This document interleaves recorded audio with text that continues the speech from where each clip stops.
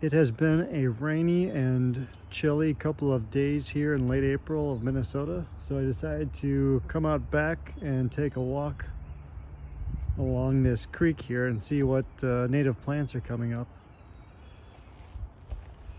That there is stinging nettle. Recommend not touching that.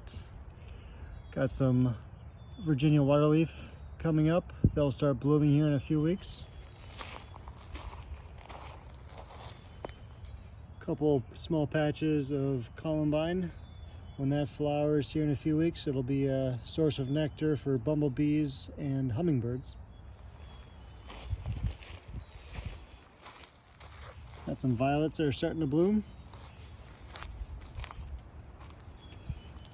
Got some Virginia bluebell I put in a cage because the animals like to come and munch on them. Right along this path you can see some deer tracks from last night. Also back here we got some Dutchman britches, more Virginia waterleaf, whole bunch of Solomon seal, some wild golden glow that will bloom in about September. Looks gorgeous. Whole bunch of woodland sedges, some zigzag goldenrod that'll bloom later this year too, later in the summer. Excellent nectar source for bees in the late summer, early fall. Here's some golden Alexander and pretty good size columbine.